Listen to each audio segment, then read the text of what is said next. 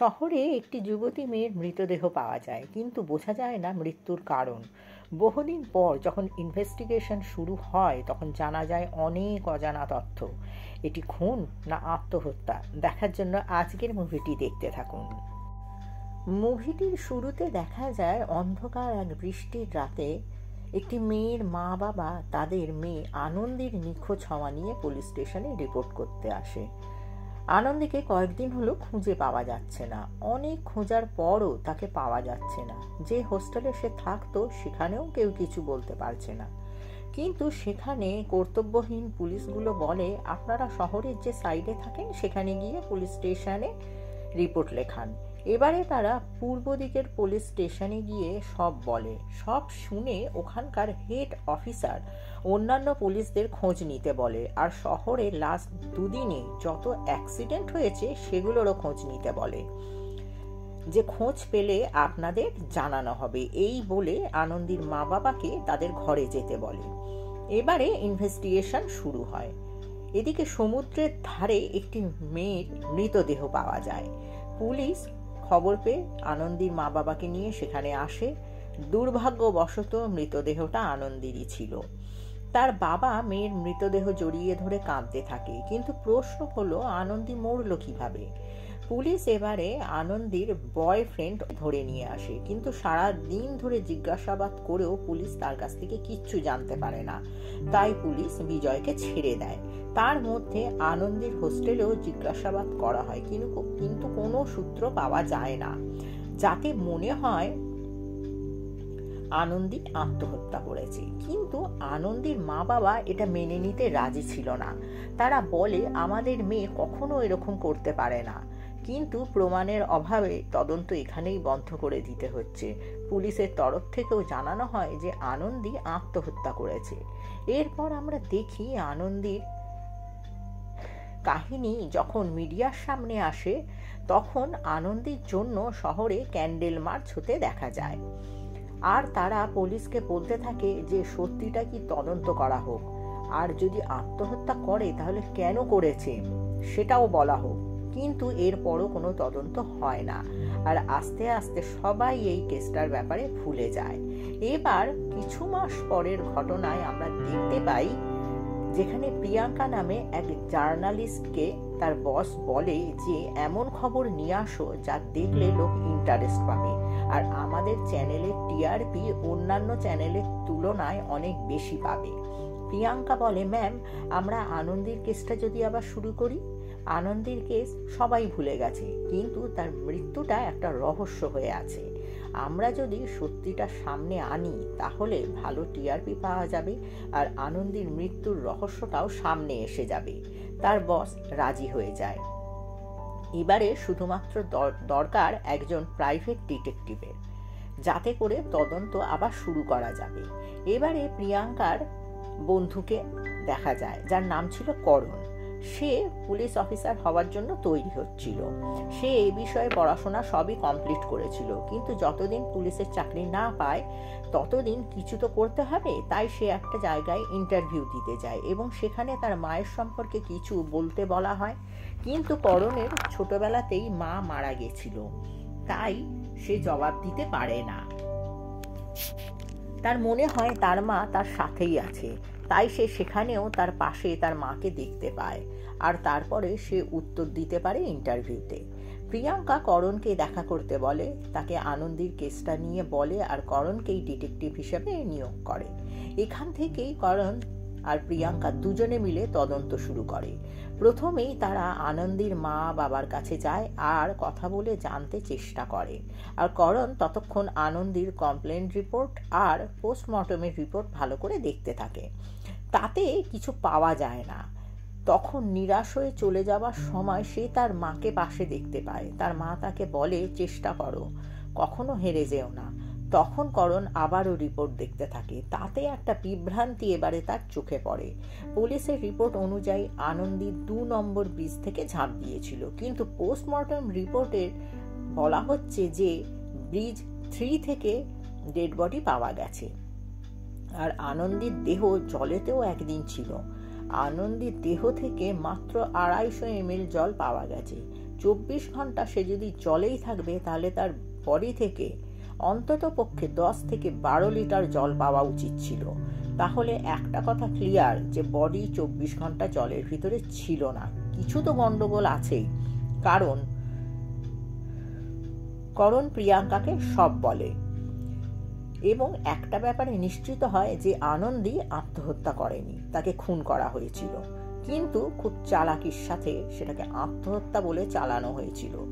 এবারে তারা আনন্দীর রুমমেট আর তার সঙ্গে জড়িত অন্যান্য লোক ও বন্ধুদের জিজ্ঞাসা করতে থাকে যে সেদিন কি হয়েছিল। তাতে জানা যায় যে রাতে আনন্দী মরে গিয়েছিল, সেই রাতে সে খুব খুশি ছিল, কারণ সেদিন রেজাল্ট আউট হয়েছিল আর আনন্দী খুব ভালো নাম্বার পেয়েছিল। তার বন্ধুরা বলে, এত খুশি থেকে কেউ কি আত্মহত্যা করতে পারে? প্রিয়াঙ্কা এবারে তার চ্যানেলে এগুলো বলতে থাকে আর এবারে কেসটার দ্বিতীয় পর্যায়ে উঠে আসে যে কিভাবে একটা খুনকে আত্মহত্যা বলে চালানো হয়েছে আর এর মধ্যে নিশ্চয়ই পুলিশও জড়িত আছে। এবারে শহরে জনতাদের মনে আবারও আনন্দীকে নিয়ে ভাবনা জেগে ওঠে। তাদের মনে পড়ে 6 মাস আগে আনন্দীর জন্য তারা ক্যান্ডেল মার্চ করেছিল, কিন্তু কোনো ফল হয়নি। এবার সবাই আবার প্রোটেস্ট করতে শুরু করে আর পুলিশকে বলে কি করে একটা মার্ডারকে আত্মহত্যা বলে চালিয়ে দিল। আর এসব শুনে ওই রাজ্যের আইপিএস অফিসার, একজন উচ্চপদস্থ অফিসার অজয়কে এই কেসটা তদন্ত করতে বলে আর বলে আগামী 15 দিনের মধ্যে এই কেসের ফাইনাল রিপোর্ট দিতে হবে, যে করেই হোক না কেন। কি হয়েছিল সেটা জানতেই হবে। অজয় কেসটা নেয় আর এই কেসের সাথে জড়িত সব লোককে জিজ্ঞাসাবাদ শুরু করে। প্রিয়াঙ্কা আর করণের ব্যাপারেও জানতে পারে, যারা এই কেস রিওপেন করালো। করণ পুলিশ জয়েন করবে এটাও অজয় জানতে পারে। এরপর সে করণের সাথে দেখা করে। অজয় করণের মা সম্পর্কে জানতে চাইলে সে বলে তার মা এই পুলিশ স্টেশনে হেড কনস্টেবল ছিল 15 বছর আগে। অজয় বুঝতে পারে করণ তার মাকে খুব ভালোবাসত, হয়তো সেজন্য তার মায়ের মৃত্যুর দুঃখ থেকে বেরিয়ে আসতে পারেনি। করণের মন এখনো দুর্বল হয়ে আছে। অজয় করণকে তার ফোন নাম্বার দেয় আর বলে, তোমার কোনো যদি সাহায্যের দরকার হয়, কোনো সাইকোলজিস্টের সঙ্গে যদি দেখার দরকার হয়, কোনো জবের ব্যাপারে যদি দরকার হয়, তাহলে অবশ্যই আমাকে তুমি কল করো। এইসব শুনে করণের খুব দুঃখ হয়। সে ঘরে এসে কাঁদতে থাকে। তার মাকে সে সবসময় তার কাছে আছে বলে অনুভব করত। তার মা তার কাছে আসে আর করণ তার বিশ্বাস আবার ফিরে পায়। সে এবার অজয়কে কল করে আর বলে, স্যার আপনি 15 দিন বাদে রিপোর্ট সাবমিট করবেন বলেছেন, কিন্তু আমি জানি খুনিকে ধরতে না পারলে মার্ডারকে আত্মহত্যা বলে চালাবেন, কিন্তু এই 15 দিনে আমি প্রমাণ করে দেব যে আনন্দীকে মার্ডার করা হয়েছিল। এবারে সে এই কেসটা ইনভেস্টিগেট করতে শুরু করে আর সূত্রগুলোকে জোড়া দিতে থাকে। যেমন আনন্দীর মৃত্যুর পর তার জুয়েলারিগুলো কোথায় গেল?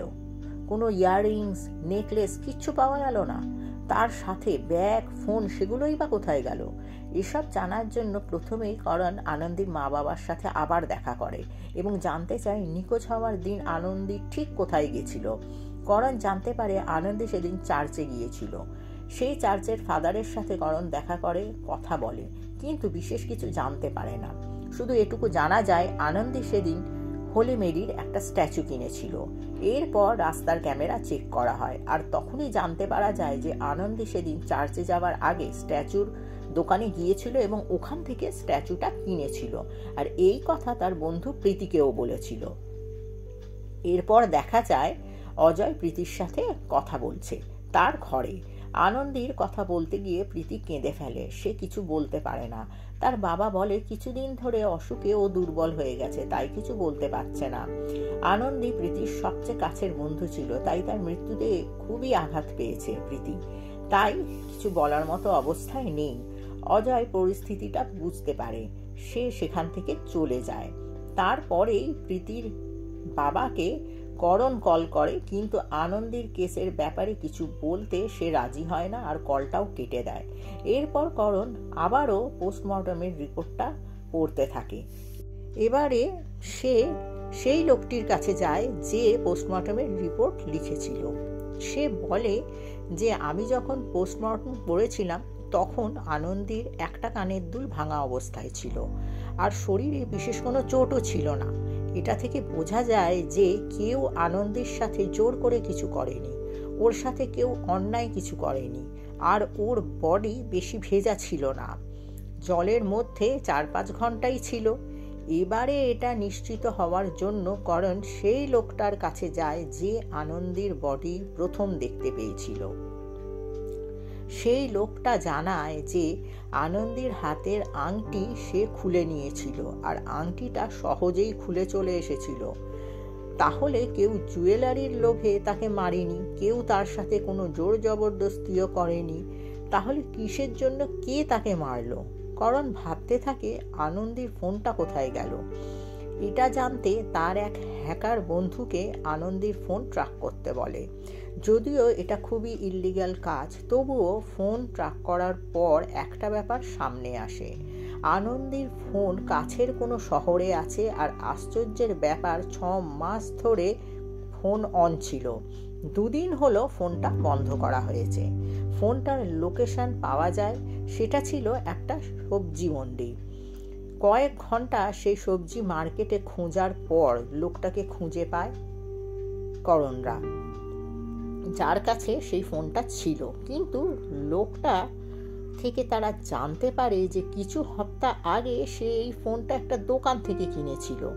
তখন করণ সেই দোকানে যায়, আর তারা বলে এই ফোনটা একটা লোক এখানে বিক্রি করেছিল। এবারে ওই শপের লোকদের সাথে মিলে করণ সেই লোকটাকে খুঁজে বার করে আর তার সাথে দেখা করে। তাকে আনন্দীর ফটো দেখাবার মাত্র সে ছুটে পালাতে থাকে। করণরাও তার পেছন নেয়। এই লোকটা আনন্দীর মৃত্যুর ব্যাপারে কিছু তো জানতই। এবারে লোকটার পিছনে তাড়া করেও করণরা লোকটাকে ধরতে পারে না। কিন্তু সেই লোকটার সামনে এবার অজয় এসে পড়ে। অজয়কে করণই কল করে ডেকে নিয়েছিল। এবারে সেই লোকটাকে পুলিশ কাস্টাডিতে নেওয়া হয়। তার নাম অ্যান্টনি। কিন্তু আশ্চর্যের কথা যে অ্যান্টনিকে কিছু জিজ্ঞাসা করার আগেই সে নিজেই বলে যে সে আনন্দীকে মেরেছিল। তো কেস সলভ হয়ে যায়। কিন্তু করণের মনে হয় অ্যান্টনি খুনি নয়, সে মিথ্যে বলছে। এত সহজে কেউ নিজেকে খুনি বলে না।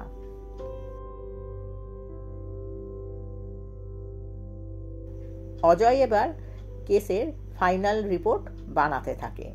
অন্যদিকে করণ কেসটার আরো ভালো করে ইনভেস্টিগেশন শুরু করে, আর সে ঠিক প্রমাণিত হয় যে খুন অন্য কেউ করেছে। করণ প্রীতিকে কল করে কথা বলে, তাকে সত্যিটা জিজ্ঞাসা করে। প্রীতি তখন বলে সেদিন আনন্দী তাকে কল করেছিল আর একটা মেডিসিনের ব্যাপারে জিজ্ঞাসা করেছিল, যে মেডিসিনটার ওভারডোজ কোনো রোগীর ওপর প্রয়োগ করা হলে খুবই ক্ষতিকর হয়।